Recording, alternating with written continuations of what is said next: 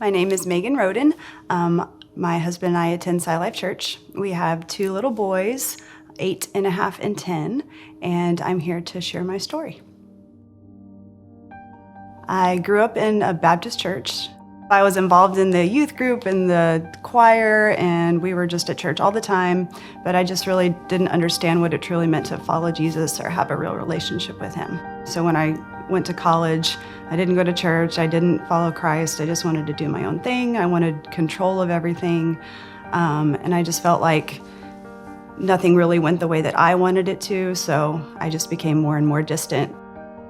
Eventually, I became depressed, I had anxiety, I even developed an eating disorder called anorexia, and those things I still struggle with today. I was looking for happiness. I didn't feel like there was any joy in my life. I just felt like I was going through the motions, and what people saw was not truly what was inside. Well, in 2005, I met my husband, Kevin. He was so fun to be around. He was energetic. He made me laugh. So we quickly got married, and I thought that that would bring me happiness. The first 5 years of our marriage were really good from a lot of different standpoints. We'd hang out with friends. We were going to church on a regular basis. We were just consistently doing things that a normal young married couple would do. And at the same time, in the back of our minds, we knew that kids were coming. And I knew more than anything, I wanted to be a mom. So Kevin promised me that we could try for children, but he wanted to have some fun first, so we waited 5 years, and then our first son was born. Once again, I felt like that would fulfill something to make someone love me and accept me unconditionally. And so we had our first son, and then 16 months later came another little guy, and so then my hands were really full, and I was so wrapped up in them that I couldn't think about anything else, or I didn't want to. All my focus was on the 2 boys. I didn't give any time to Jesus. I didn't give any time to Kevin. As Megan and I began to bicker quite a bit, we would argue. The kids would always come before me. There was times I would stay at work just to avoid going home because I didn't want to be in another argument. For the next really 5-6 years, our relationship was pretty rocky, and I could just tell that things weren't where they should have been. And that led to even worse things. I mean, my eating disorder became worse. I didn't like my job.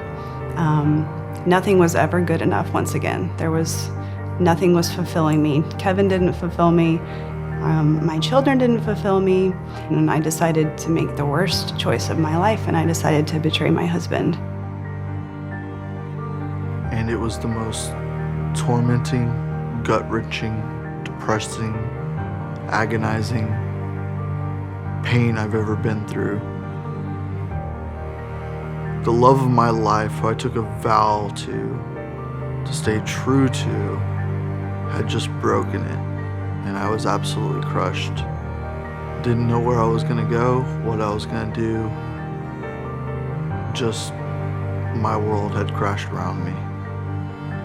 Am I gonna hold on to this forever and be bitter about it and move on with my life and just erase you from it? Or am I actually going to try to make this marriage work? And do I want to make this marriage work? But either way, I knew forgiveness had to come to play, whether I chose to keep my marriage or whether I chose to walk on, because it would eat me alive.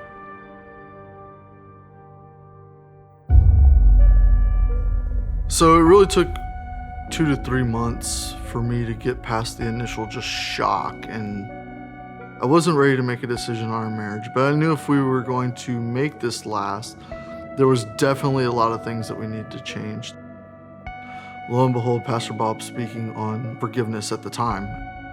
It was something that I definitely needed to hear. We were all emotional, knew that it was something that this had to be done, regardless of whether our marriage stayed intact, but I had to do it for myself. I couldn't keep living just taking on the bitterness day after day after day and letting it stew in me and just build up a giant wall against Megan and my family.